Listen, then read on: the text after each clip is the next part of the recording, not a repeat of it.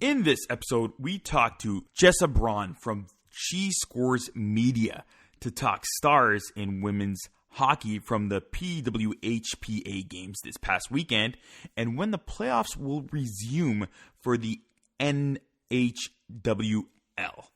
Also in trending now, we discuss Flames coach Darryl Sutter coming back to the team and the passing of Walter Gretzky. In this week's Team ISO, we analyze the Dallas Stars with Bruce LeVine from what their problems are and who could be moved come trade deadline. Hit the music.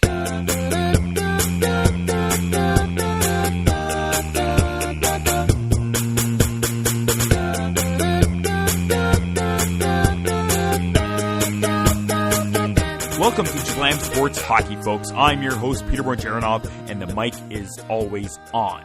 You can find me on Twitter at Russia98. You can find the full show at Jablam Sports. If you have any questions or comments, please tweet us.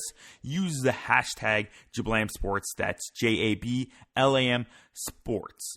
Please subscribe to us if you haven't done so yet, and click on the three dots in your podcasting app. Share our show with three hockey fans you know. Thank you, everyone. Remember, check out our website. Go to jablamsports.com. See all our podcasts and even game notes for each episode. You'll get links to all the things we mentioned on the show, including guests. For our podcasts, click on podcasts and then hockey on this show specifically right on our website.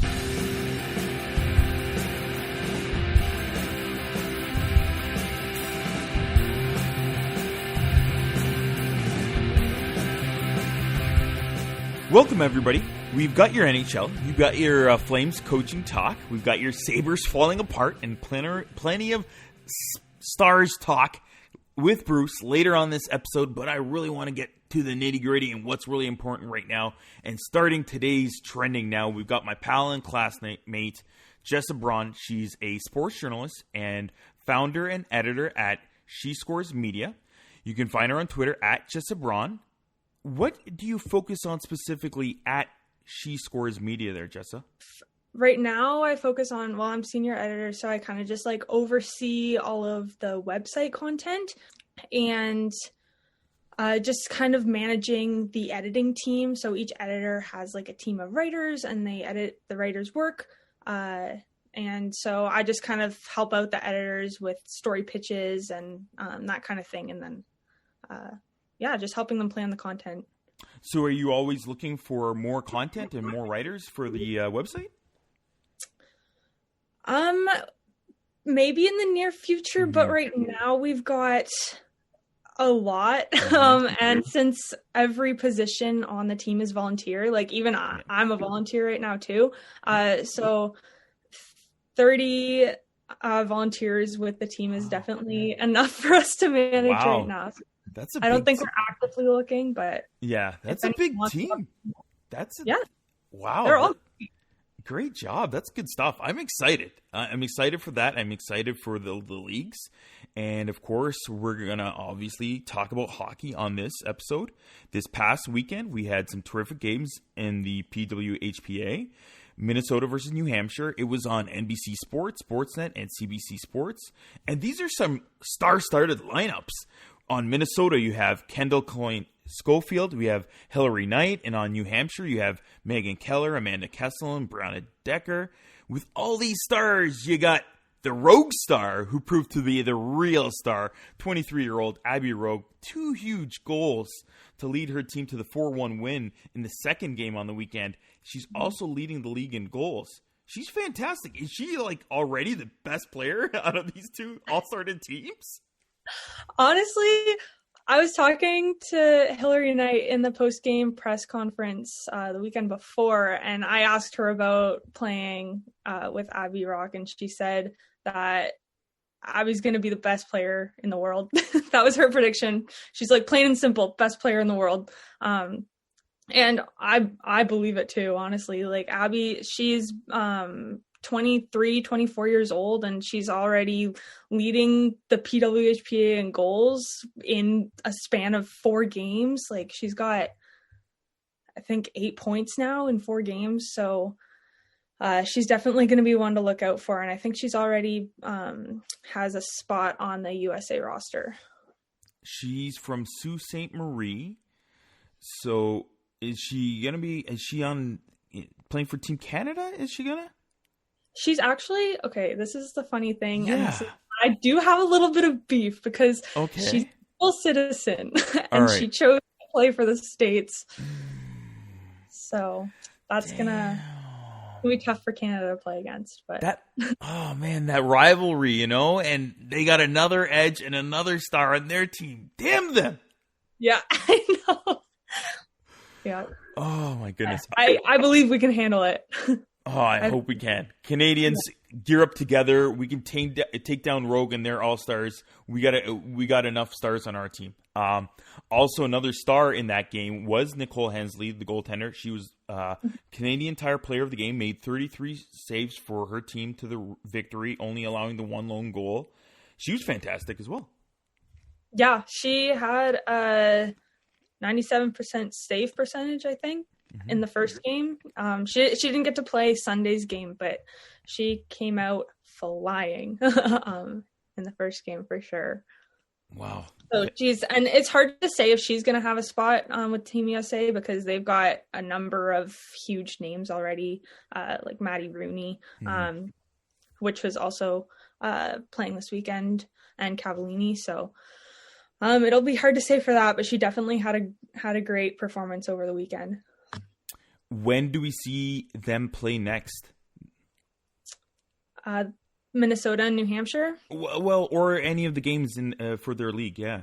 Well, Jana Hefford, the chair of PWHPA, said, and I heard it from her directly, that they currently don't have any plans set up right now.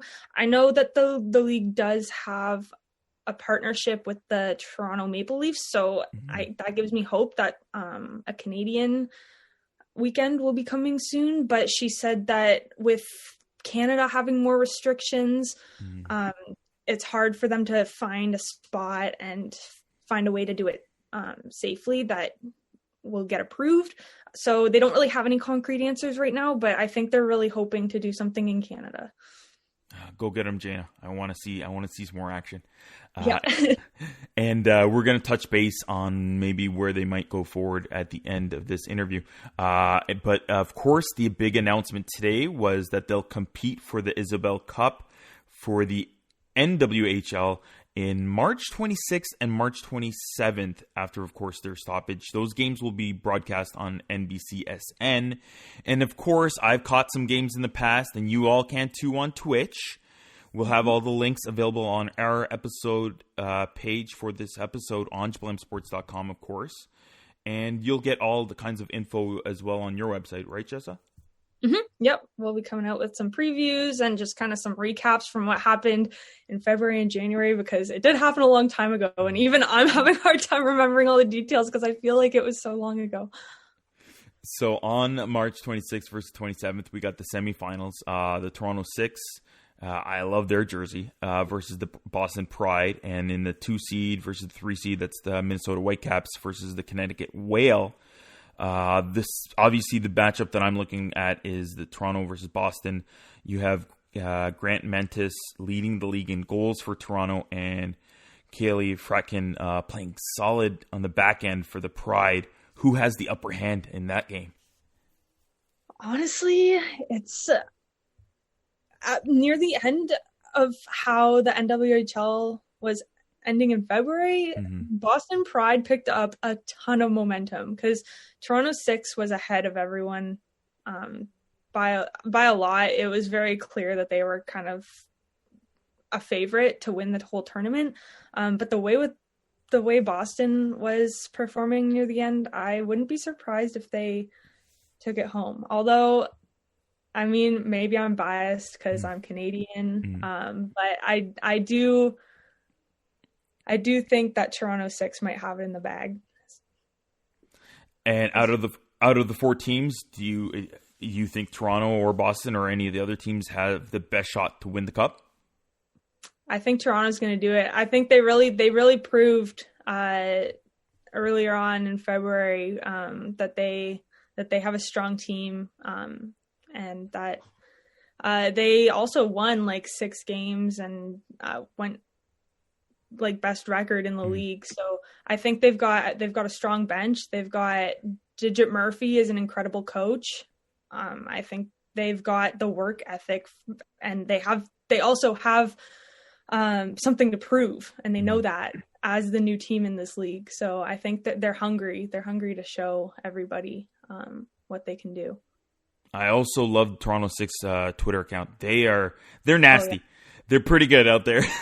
So yeah, that's the thing about the women's sports social media is all their Twitter accounts have so much personality behind them. Yeah, I love it. I'm a huge fan of their Twitter account. I'm also a huge fan of Cassie Campbell Pascal, who was the CWHL governor, but she resigned. And I know that she was focused on doing certain things a certain way and teaming up with the NHL, and maybe some of them were kind of holding her back. And we saw what happened with that league.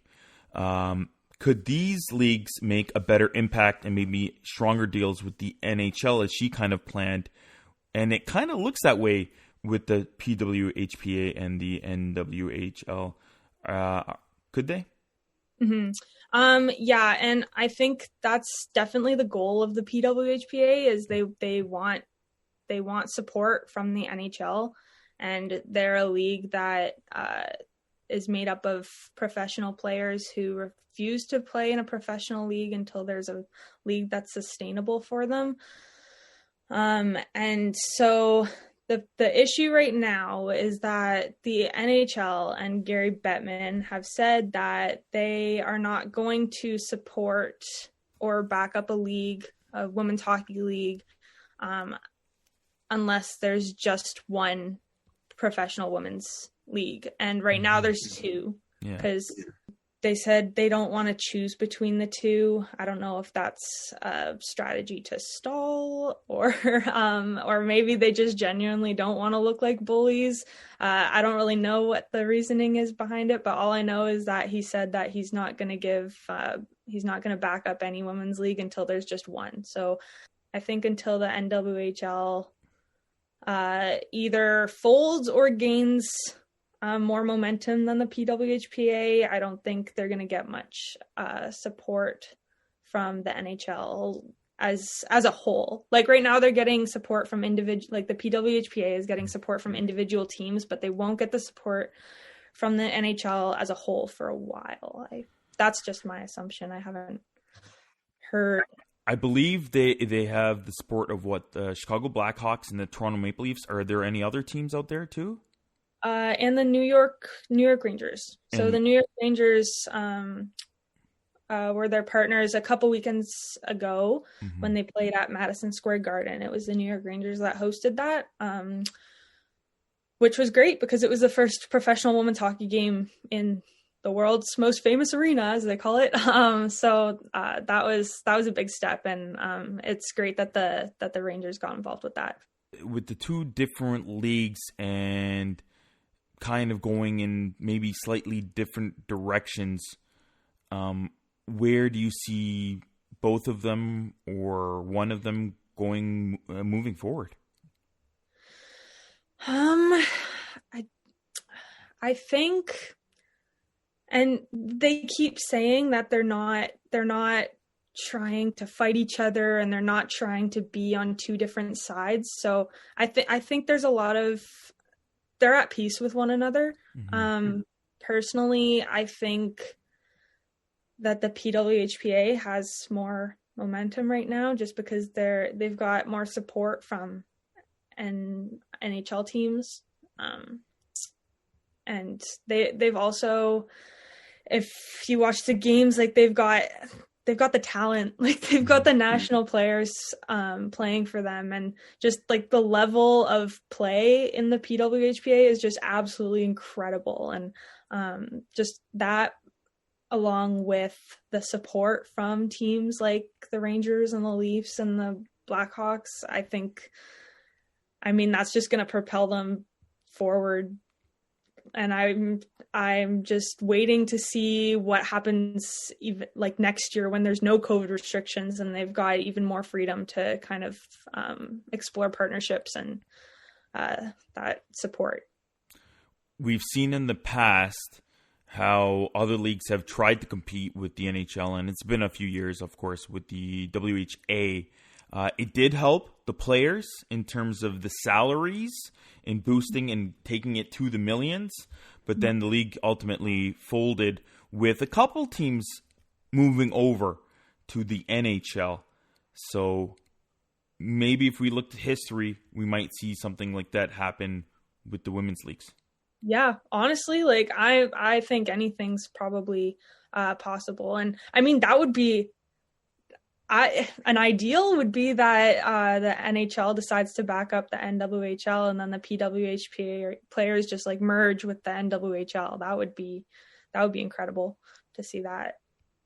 That would be incredible. And you're doing a great job as well, too, at She Scores. Thank you for joining us, Jessa. You can follow her on Twitter at Jessa Braun. Thank you for stopping by.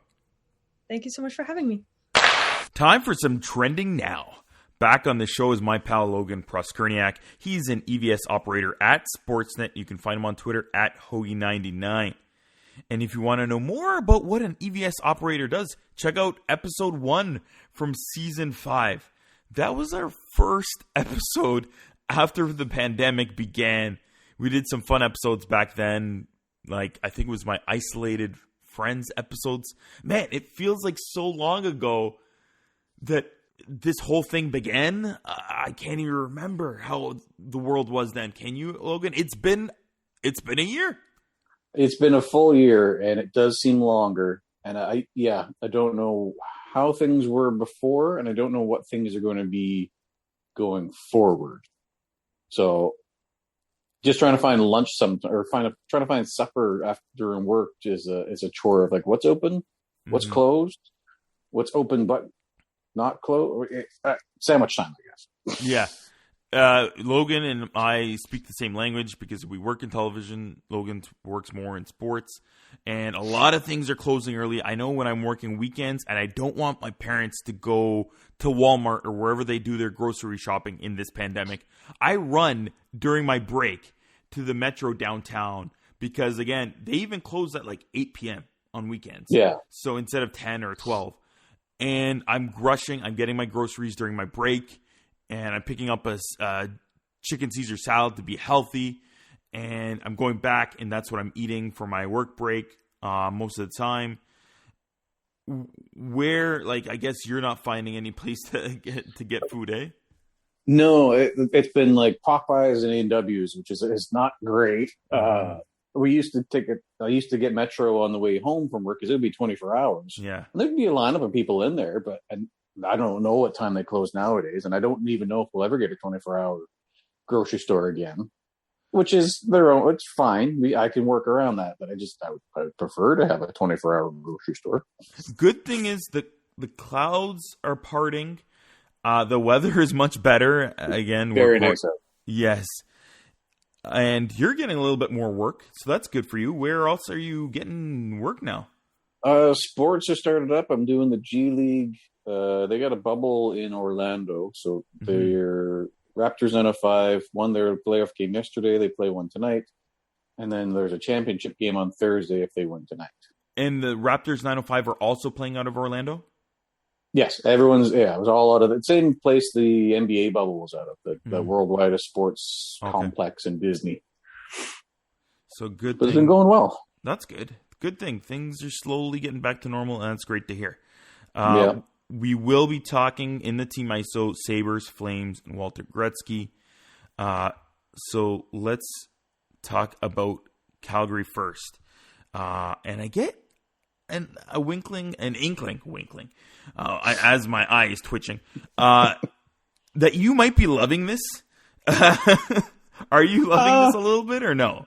Flames not playing as well. Oh, I like. Yeah, I'll always enjoy the Flames not playing well, especially when it's against Edmonton. So I still like some of their players. I always liked Jerome McGinley. I've always liked Giordano. I like the way Johnny Hockey plays. That leads me to the coaching move, right?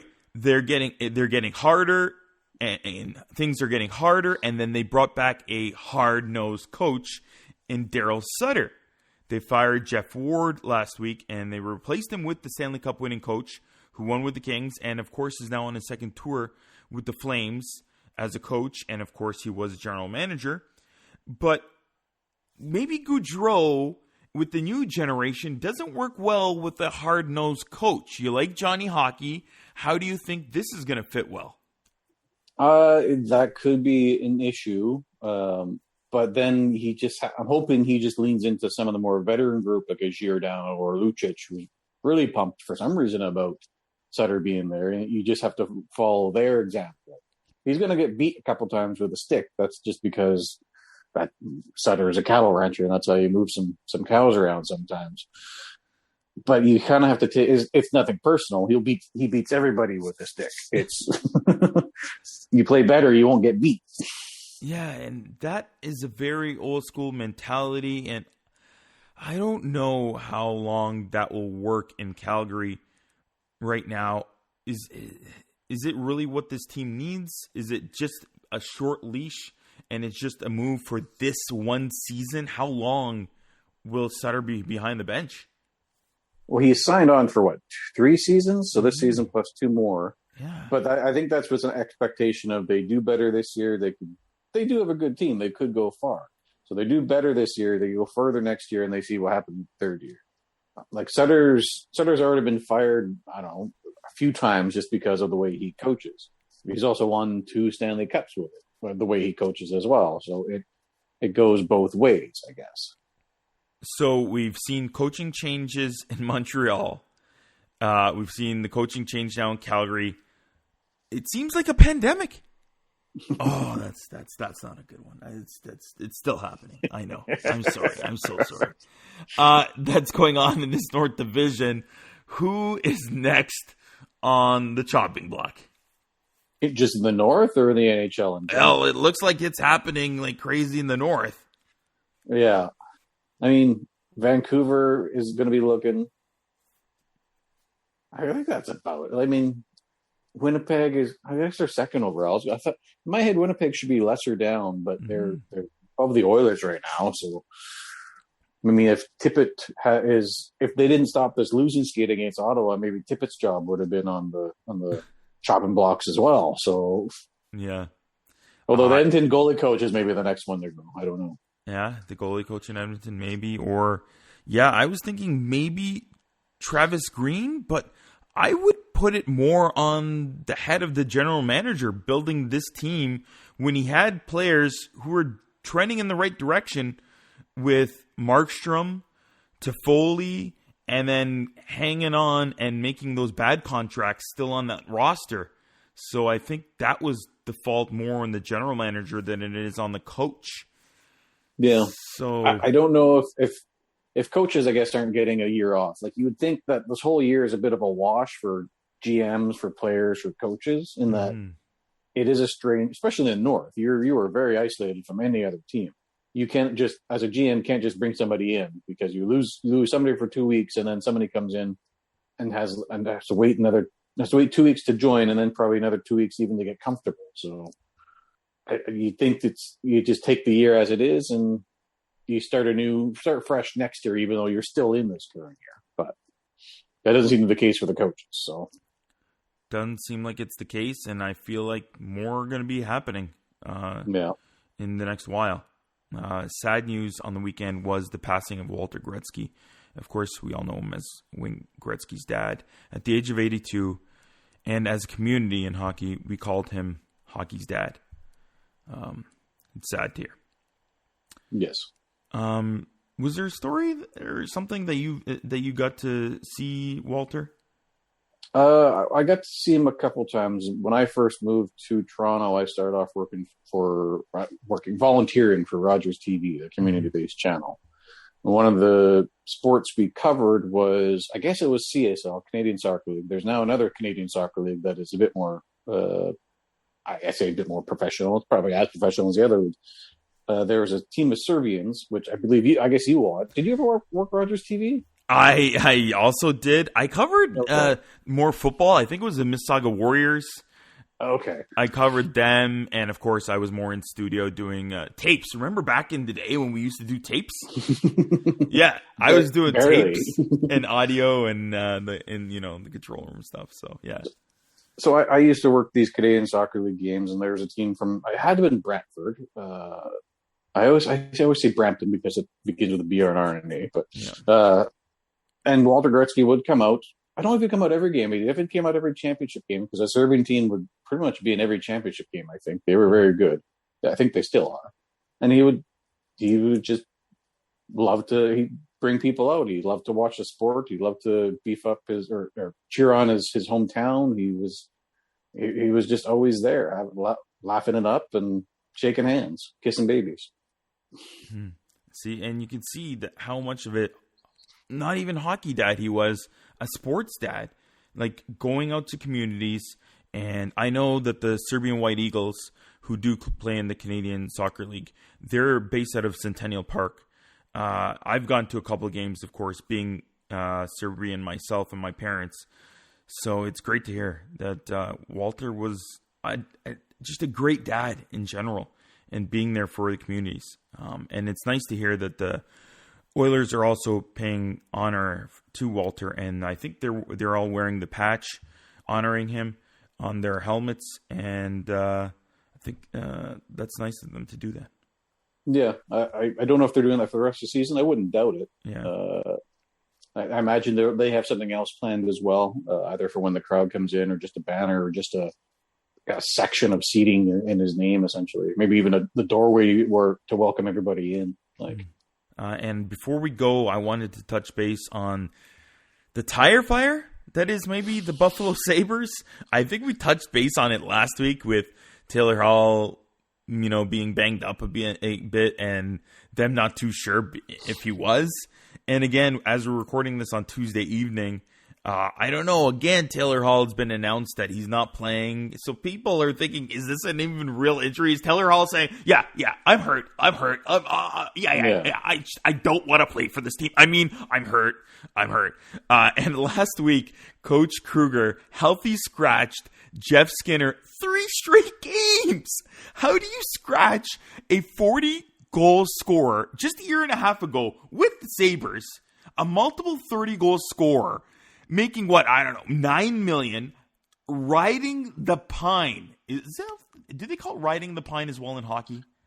I don't think so, because you're in the press box now. Yeah, that's more.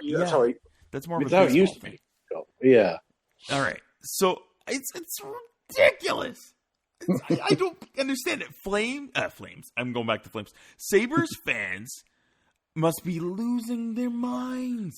Every year, expect Buffalo just to be better than, because it can't get much worse. Eichel's doing better, this and that, and now they got Hall. They've had decent goaltenders go through their system, decent defensemen as well. But every year they're like the Oilers 10 years ago. Essentially, they're just bottom of the barrel. Like, how can this get even worse with all these good players? I don't get it. Like, it always seems like they kind of move in the right direction, and then it keeps on going further down.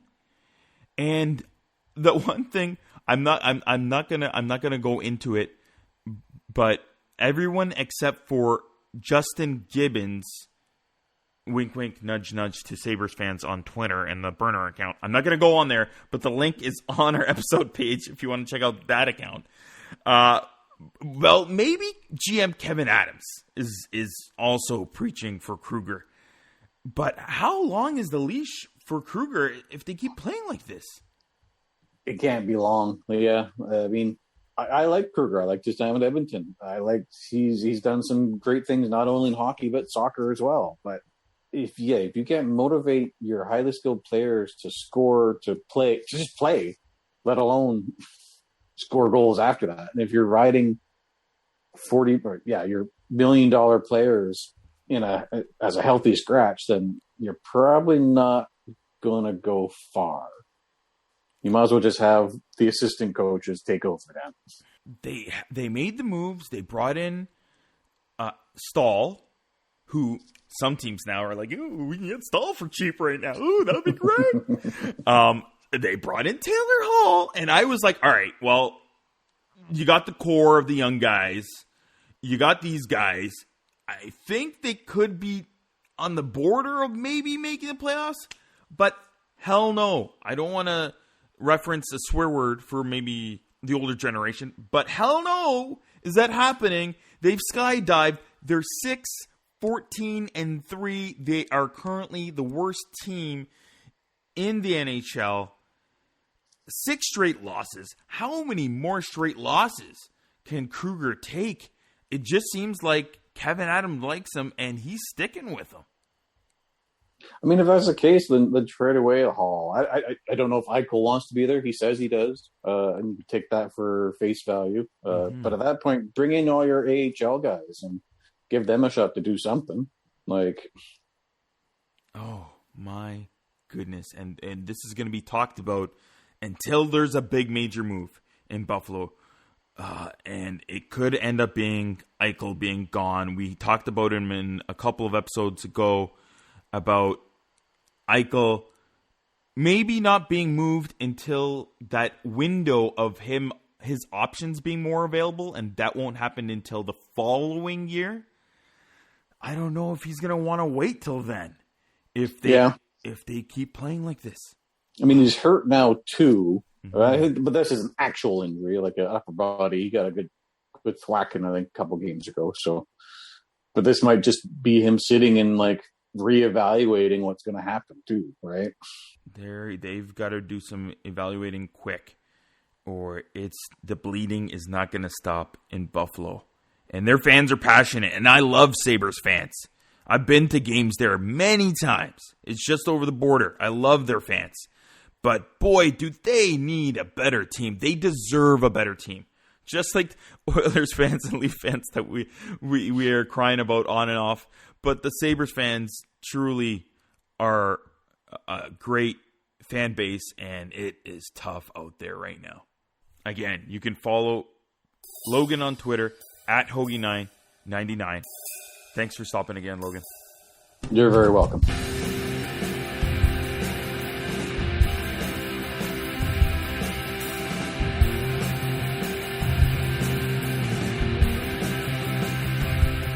Let's go over to Triple D and Team Ice with the Dallas Stars. We've got my great friend Bruce LeVine.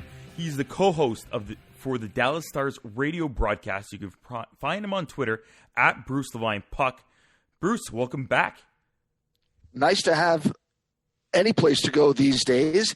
Believe it or not, 2 weeks ago, Dallas was like 10 degrees Fahrenheit colder than Toronto. So we had a little role reversal, and I can honestly say I didn't like it. Did not like it at all. Oh my goodness. It's been hard, like especially with the pandemic and everybody I don't know why they do it, but we have the red zone and then we have the gray zone underneath the red. I have no understanding of the colors and the zones that we are in, but that's the worst. And everybody's isolated. Everybody's at home. All the malls are closed. You got to wear pretty much, I even see on the streets, people are wearing masks. Thank you, everybody. But it was tough, especially for myself. I deal with diabetes and exercising in the cold weather. Like, it's been tough for us Canadians out there. So I can understand you guys having the one bad day, and it feels bad. It's hard. It was a week. It was a week, and we hit -2 Fahrenheit, and lots of people. The state of Texas almost lost our entire power grid, which is another story completely. Yes. It was a disaster down here, so I'm glad the weather's nicer, and we're back to hockey. And as soon as I can get the insurance company to pay for all the things I need done to my house when the water pipe broke, life would be good again. Yeah, that storm I heard was awful. It was. I mean, this is not a land that is used to very cold temperatures, and it was beyond anything anyone has experienced here in decades. I wrote an article before this season started because everybody's loving the retro jerseys. I always like to wear jerseys, and people have seen them on Twitter on my account, Russian98, on Instagram as well. But, Bruce, I don't have a Dallas one. I'm wearing green for you. When are you going to give me a beautiful, huge star version of the retro reverse Dallas Stars jersey. I love the classic Mike Modano one, and I'm glad that they used the big star back. I want one. Well, you know what? Believe it or not, we have used 4 different jerseys. If you go back to the Winter Classic, our regular jersey, the blackout jersey, and then the retro jersey. And of the 4 jerseys, or as you say in Canada, the 4 sweaters that we like to wear during hockey, I like the Winter Classic ones the best. I thought that look was clean and crisp, popped on TV. I loved that look. I actually like a lot of the outdoor jerseys, the big look, the big D. It makes sense. I did intro the segment by calling it the Triple D. Where does that come from? I've never heard Triple D before. Okay. Now, I was about to ask you the same thing. All right. I've heard Big D. Yeah. I've never heard Triple D. Exactly. I know of the Big D. I heard of the Triple D. An inkling. I kind of wanted to throw it out there. I've never heard of the Triple D, so you have thrown something at me that I have never dealt with before. I may have to ask where it comes from because that is the first I have ever heard of it. Let me know, anybody listening out there, Dallas Stars fans, anybody from Dallas, let us know. Triple D, where does that come from? So let's talk some Stars. They came flying out of the gate, or let's just say a COVID start, I guess. 5-1-1, top 5 in the league at almost a .80 or .800 winning percentage, and since then are second last in the league, 2-7-3, a .292 winning percentage. By the looks of it, their scoring has really dried up. Second last in the league during that period, outside of Pavelski, who's been like the next Joe, Big Joe, 11 goals. No one else has over 5 goals. Is it all just injuries with Sagan out for long-term? Ben, Kiravanta, Radulov, they've all been on the shelf for a bit. Is that it pretty much? It has been a combination of things. First, of course, you just don't replace Tyler Sagan very easily. He was the Stars' leading scorer. Ben gets hurt. That hurts a little bit. It's interesting. You mentioned that record. Do you know who's been injured that entire time? Alexander Radulov. Mm-hmm. And for a Stars team that has been depleted with injuries, to lose Sagan, you might be able to overcome it. Then you lose Radulov, and that his emotion, the way he plays the game. Yeah, he plays on the edge. Sometimes he crosses it, but he is the straw that stirs the Stars' drink. When he is going, the team is going. When he is fired up, the team is fired up, and they missed him incredibly. Then you throw on the fact that Roque Hintz, who was supposed to be one of the young stars that was going to step up and try to plug the gap a bit while Sagan has been out, has a injury that will not get better until the season's over. Basically, every single day the rest of this year, Roque Hintz will be day-to-day. He may take place in morning pregame skate, but we won't know if he actually can play. He played Saturday against Columbus, was the best forward on the ice. Sunday against Nashville, injured, could not play. It's just a nagging injury that he can't hurt it worse, but it's not going to get better. And it's just something that day to day, we don't know if Roque Hintz will be there. The other thing is Denis Gurianov, who last year as a rookie led the team with 20 goals, began the year badly, got sent down to the AHL, came back up and was amazing offensively, has lost his confidence. He has only scored 4 goals this year. He has no goals in the last dozen games he's played, and the Stars desperately need Gurianov to be the 20-goal man he was last year, because right now he has not been a factor. So the Stars are creating opportunities. I like to say the Stars have been very Scandinavian lately. All Swedish, no finish. And they need some guys that can get out there and put the puck in the net. And they've had opportunities, but they have just not capitalized. And you're seeing the guys gripping their sticks so tight. Back in the old days when they had wooden sticks, you would say they were gripping their sticks and turning into sawdust.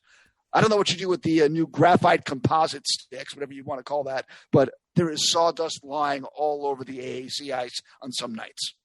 Oh, that is tough. And I know, knocking on wood, we haven't had huge injuries to the Maple Leafs here in Toronto, but a few of them have been rough with Simmons being out and a few guys like that, which you kind of want that grit.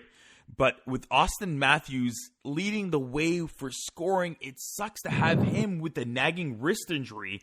So you hope that gets healed. But, man, to have that major injuries to all those great players on the Stars, that must suck. They are But there's a big difference. There's a big difference, though. Mm-hmm. If Toronto gets far enough ahead or clinches a playoff spot, you can give Austin Matthews a week or two off, heal up, get ready for the playoffs. Because the Stars missed the first 4 games of the season due to COVID, then we missed 4 more games because of the winter weather that you and I were discussing. The Stars play 4 games a week. They play Tuesday, Thursday, Saturday, Sunday for the next 6 weeks. So you talk about brutal and injury-wise, there really isn't a whole lot of hope that over the next period of time, these injuries are going to get better because the schedule is so tough and the Stars have dug a hole for themselves by going through this losing streak that there is no way to go, okay, let's give the guys a breather. We're going to rest Pavelski tonight, or we're going to rest Jamie Benn tonight, because every point now is absolutely crucial for the Dallas Stars. There is no margin for error. I was wondering that, like, how the league was going to do that. I would thought maybe they might extend the season a week or a week and a half for those teams needing to replace all those games. But, man, that jam-packed schedule. I mean, I'm worn out, and I'm not even playing. I mean, I'm just working 5 days a week doing hockey broadcasts. I cannot imagine going through an NHL schedule where you know that you are playing 4 games every 6 nights every week for 6 consecutive weeks. That's a grind. That's a meat grinder, and I don't know how the Stars get through it. I mean, they're calling people up, they're bringing people out. They're trying, like with Roque Star. You can't give him 2 weeks off to heal up or 3 weeks off. In the course of regular season, you might just say, you know what, Roque, take a month off, come back, and help us with the playoff drive. But for the Dallas Stars, realistically, the playoff drive starts now, so there is no margin, and no one can get a night off. When you're talking about call-ups, and I wanted to talk about this at the end, but I'm going to bring it up now. A big prospect. He's a big, huge stud D. They had him in the bubble. That's Thomas Harley, 6'4", 198 pounds, tremendous skater on the back end. I was watching clips right before we started recording this on YouTube. He has a deceptive, beautiful shot that can get really through. Is it possible for him to be brought up in this team? He's been playing well for the Texas Stars in the AHL. He played well. He was like second in assists for Mississauga when he last played in the OHL a year and a half ago. I think it's 7 points, almost a point per game clip in the 10 games he's played for Texas. Is it possible? It's possible, but not probable, because if you look at the points, this kid is amazing. We know that Thomas Harley can create offense, do all those things. If you look at his plus-minus, he is learning how to play defense at the professional level for the first time. Don't forget, he's still a teenager. He's not mature. I mean, not everyone is going to be Miro Heiskanen and come over at 19 and be able to play 25 minutes a night. The Stars think that if you bring up Thomas Harley right now and he gets burned defensively, I mean, for all of Dallas's goal-scoring woes, they're still a pretty good team on the defensive end. You still have a top 4 with Klingberg, Lindell, Alexiak, Heiskanen. That's pretty good. So you're not going to get Thomas Harley power play time. You're not going to get him penalty kill time. You're not going to have him out there against the other team's top forwards in crunch time. He's got to learn that at the AHL level. And for the Dallas Stars, I think they would prefer to be cautious and let him learn in the minors. And then next year, that's the year Thomas Harley becomes a star and an NHLer for life. For Harley's offensive skills, what is the best of them? What's the standout from Harley? What do you see from his game? You know, he has it all. And it's the ability to play make, carry the puck, jump into the zone. He's got that quickness. The most important thing, aside from his natural skills, is he knows how to read the play and jump in and create offense from the blue line. And if you look at the Dallas Stars, when they were successful in the bubble last year, that's what they did. You've got a guy like John Klingberg who knows how to jump in. You know, Miro Heiskanen, who makes end-to-end rushes. They look at Thomas Harley as a guy in that mold, in that he can go end-to-end. He can create offense from the blue line. He knows how to jump into the plays. So it's his vision to go along. I mean, a lot of guys have skill. A lot of guys can skate 0 to 60. But when do you skate 0 to 60? When do you jump in? When do you stay back? They like all the natural talent that Thomas Harley has. It's just a matter of learning how to do it against guys who, quite frankly, are older, more experienced, bigger, and stronger. No offense to the Canadian major junior system, but you're not playing against 25-year-old guys who are, been doing this for a living for a while and know the tricks. going back to the Stars and their struggles, I noticed their power play hasn't looked great either. Why aren't they still at least able to score on the power play? And we know the big guys are out, but usually power plays still tend to still trend fairly well, even when those guys are out. And that's a bit puzzling for the Dallas Stars. Now, they did score a power play goal the other night against Nashville, and they had good luck on the power play against Columbus in game 2 of that 2-game set. What you're seeing is it's one of those things where things go rough. It's a different story every night. Against Tampa, the first game in Tampa that they played down there, they got drubbed in. It was they couldn't bring the puck in the zone. Tampa would win the faceoff, ice it. It took Dallas a minute to a minute and a half to get the puck into the offensive zone with any kind of poise and possession of the puck. And once you've been struggling to get the puck into the zone, then you have problems. The next game that they played against Tampa, I like to use this as a verb now. They got Vasilevski'd. They had the chances, and Vasilevskiy just stood on his head all night. Sometimes you can't do anything. But the bigger problem is that the Stars, and they're starting to find this way through this now, is puck movement. They've got to be quicker. They've got to be crisper. You see the power plays where they go bing, bing, bing, and the puck is in a danger zone. Dallas has been missing that initial puck movement. It's been a little bit slow. It's been a little bit methodical. It hasn't been as crisp. You need that. You need that kind of movement to get the defense out of their structure. A lot of teams were pressuring Dallas, and the puck movement just wasn't there. Dallas is working on it. They're trying to get that back. We'll see tonight. I mean, they play Chicago, which is a team that they desperately need to beat to move up. So we'll see if that puck movement's back there. But the last couple of games, Dallas has moved the puck. And, oh, yeah, Joe Pavelski has wound up at the end result with a puck on his stick and a quality chance. And he usually buries it. But it's all about, getting the puck in the zone is one, but getting it to where you're moving it, and the puck movement has the defense going side to side, and they lose their structure. That's when the play is done. How many goals do you see off the triangle now where the puck goes half wall behind the goal line, and then that guy has, because the defense is scrambling around, has a choice of going back to the guy on the half wall who's sneaking to the circle for a one-timer, and if the defense collapses toward the man coming off the half wall, then the guy in the slot is available. That's what you're looking for, the crisp passing. Dallas has been missing it. In our Season 6, Episode 4 divisional preview for the Discovery Central division show, you can all check it out. It's on our podcast. Every single guest picked the Dallas Stars to finish second or third. One from every city in that division, second or third. Are the Stars capable? I know it's hard with all the injuries and where they are right now. Are they capable of at least sneaking into that 4 spot by the end of the season? Well, if you look at it right now, as we record this, Dallas has 6 games in hand on Chicago, 6 games in hand on Columbus, 5 games in hand on Nashville. Games at hand are like lottery tickets. They're great to have, but not worth a thing if you don't cash them in. So for the Dallas Stars, if you can get to where, for example, they play 2 against Chicago. If you get within 8 of Chicago with 6 games at hand, that is very manageable. You can do that. If you lose both games with this 2-game set and you are now 16 behind Chicago with 6 games at hand, it's not as manageable.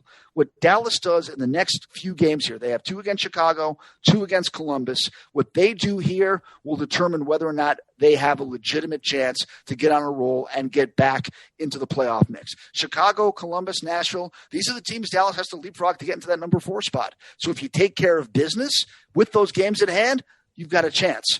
But the way the schedule is grueling and tough, they've got to start putting together a win streak, and quickly. It's interesting with all the significant injuries, and I know management might not want to make big changes. If they're still struggling, could there be some fairly major moves at the trade deadline come next month? I know we mentioned Mark Pysyk as an impact player, but he could be moved. Who else could be moved? This is going to be a very long shot. But both Andrew Cogliano and Blake Como are free agents after this year, UFAs. If you can, not that Dallas wants to be in selling mode. That is the last thing they're thinking of. But if you get to the point where you are in selling mode, what can bring you the biggest haul? And Teams love veterans. They love gritty guys. They love guys that can play in the defensive zone, kill penalties, do the little things. Cogliano and Como, if you're a Stanley Cup contender, look at what Tampa did last year with their trading deadline moves that really, in my opinion, got them over the hump to the Stanley Cup. If you're a contender and you need a third or a fourth line guy that can go out there and is great in the room and great on the ice and a guy that you can depend on, why wouldn't you make a deal? Or at least kick the tires on a Cogliano and Como, because the Stars know that after this year, they're UFAs, and you may not get anything for them anyway. So that may be two players that the Stars, and that's a big if they are down that road, might get a few phone calls on and might listen to the offers. One bright spot I thought of when we look at the team this year has been, in my opinion, the 2017 second-round pick, Jason Robertson. The brother of Leafs defenseman, wink, wink, Steve Dangle, Nick Robertson. He's played, I think, a couple, 2-3 games last year, but this year he's at about a half a point click. What seems to be clicking right now for Robertson this year? Well, one thing about Robertson, first of all, the Dallas Stars in 2017 thought they stole him in the second round. They really thought that Jason Robertson would be a late first-round pick, and he was not going to be available at 39 where the Stars got him. What's happened is he scores. The kid I heard people say, well, he skates funny. He doesn't look graceful on the ice. So what? The kid has a knack for scoring. The other night against Nashville, when the Stars were down 3-2 with a minute to go, Robertson got the game-tying goal. Gurianov, the 20-goal scorer, was on the bench, and Jason Robertson was on the ice, and he delivered. What we're seeing from Robertson is a knack for going to the net, going to the hard areas, and getting the puck on his stick and scoring. You can't teach the ability to be in the right place that gives you a chance to score.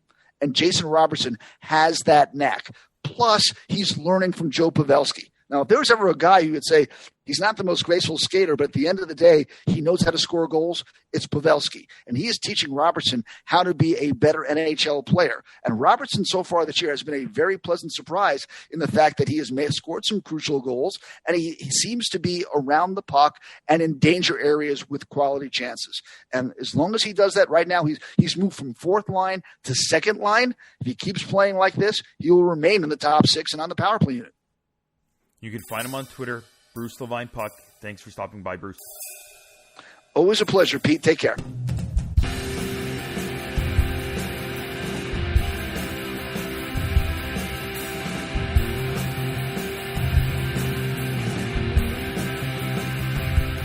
That's it for this episode, everybody. Again, thank you to all my guests, Jessa Braun. Good luck with She Scores Media. You guys are doing a terrific job there. All your fantastic volunteers. And I can't wait to see some more women's hockey action. Logan Proskurniak, thank you again, pal, for joining me again to talk all things trending now. It's crazy stuff out there. And of course, Bruce LeVine. Always great chatting with him and the Dallas Stars. We'll see if they can turn around. If not, again, they had a big win tonight. 6-1 against the Blackhawks. They'll need to continue doing that if they want to turn around. If not, there might be some big changes. So we might have him coming back for a trade deadline special episode we do every year. Remember, if you've enjoyed anything you've heard in this episode, or don't, please tweet at me or even our guests. You can follow me on Twitter at Russia98 or the entire team at Jablam Sports. If you want, you can also contact us on our website. You can use the hashtag at Jablam Sports, Jablam Sports, that's JABLAM, and our website is jablamsports.com/contact for our contact page there. Please check out our website, go to jablamsports.com to see all our podcasts and even game notes for each episode, including this one. And you'll get our guests' info and links to things we mentioned on this show. Please subscribe, rate, and review us on Apple Podcasts, Google Play, or wherever you get your podcasts, including Spotify. And of course, click on the 3 dots in your podcasting app and share this episode with 3 friends you know. Please and thank you. Also, follow us on our Facebook group, Jablam Sports. Check us out, folks. Thank you, everyone. Shout out. This week's shout out is to Coach Matteo Fioriani. He's the coach of the men's national wheelchair basketball team. we are writing about them in our program for Centennial Sports Journalism in the Toronto Observer. So you can go to the Toronto Observer website, check out all the articles coming in the next while. So check those out there.